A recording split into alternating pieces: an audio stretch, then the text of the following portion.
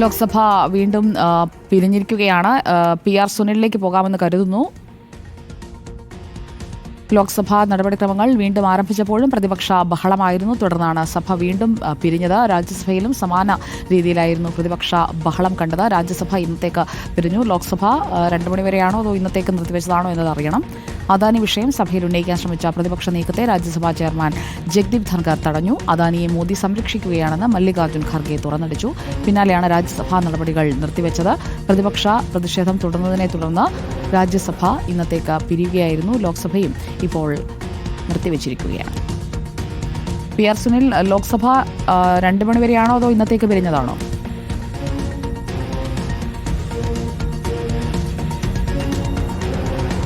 സുജയ, ലോക്സഭാ നടപടികളും ഇപ്പോൾ തടസ്സപ്പെട്ടിരിക്കുകയാണ് അദാനി വിഷയത്തിൽ. ഏതായാലും ഇന്ന് പാർലമെന്റിന്റെ ഇരുസഭകളും അദാനി വിഷയത്തിൽ സ്തംഭിക്കുന്ന കാഴ്ചയാണ് ഏതായാലും ഇന്ന് കണ്ടത്. ലോക്സഭാ നടപടികൾ ഇപ്പോൾ ബുധനാഴ്ച രാവിലെ 11 മണിവരെയാണ് ലോക്സഭാ നടപടികളും ഇപ്പോൾ നിർത്തിവെച്ചിരിക്കുന്നത്. അങ്ങനെ പാർലമെന്റിന്റെ ഇരുസഭകളും ഇപ്പോൾ ഇന്നത്തേക്ക് പിരിഞ്ഞിരിക്കുകയാണ്. പാർലമെന്റിന്റെ ഇരുസഭകളിലും ശക്തമായി അദാനി വിഷയം ഇന്ന് പ്രതിപക്ഷം ആയുധമാക്കി. അദാനി വിഷയത്തിൽ പാർലമെന്റിന്റെ ഇരുസഭകളും ഇപ്പോൾ സ്തംഭിച്ചിരിക്കുന്നു.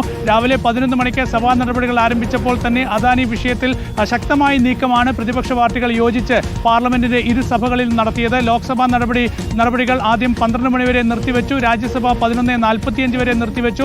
11:45 രാജ്യസഭ ചേർന്ന് മറ്റന്നാൾ രാവിലെ 11 മണിവരെ നിർത്തിവെക്കുകയായിരുന്നു. ഇപ്പോൾ ലോക്സഭയും ബുധനാഴ്ച രാവിലെ 11 മണിവരെ നിർത്തിവെച്ചിരിക്കുകയാണ്. അങ്ങനെ 2 സഭകളിലും അദാനി വിഷയം വളരെ ശക്തമായി പ്രതിപക്ഷം ആദ്യ ദിനത്തിൽ തന്നെ, ശീതകാല സമ്മേളനത്തിന്റെ ആദ്യ ദിനത്തിൽ തന്നെ ഉയർത്തി. പാർലമെന്റ് നടപടികളിൽ വലിയ പ്രതിഷേധമുയർത്തി പാർലമെന്റ് പ്രക്ഷുബ്ധമാക്കിയിരിക്കുന്നു. വരും ദിവസങ്ങളിലും കൂടുതൽ ശക്തമായി അദാനി വിഷയം ഉയർത്തി മുന്നോട്ട് പോകാൻ തന്നെയാണ് പ്രതിപക്ഷ പാർട്ടികളുടെ തീരുമാനം. നാളെ സംയുക്ത പാർലമെന്ററി സമ്മേളനമാണ്. കാരണം ഭരണഘടനാ ദിനമായതിനാൽ 2 സഭകളും ചേർന്നുള്ള സംയുക്ത സമ്മേളനമാണ് നാളെ ചേരുക.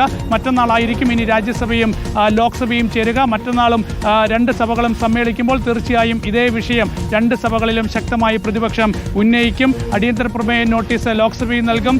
സഭാ നടപടികൾ നിർത്തിവെച്ച് ചർച്ച വേണമെന്നാവശ്യപ്പെട്ട് രാജ്യസഭയിലും അംഗങ്ങൾ നോട്ടീസ് നൽകും. അങ്ങനെ വലിയ പ്രതിഷേധമുയർത്തി കേന്ദ്ര സർക്കാരിനെ അദാനി വിഷയത്തിൽ പ്രതിക്കൂട്ടി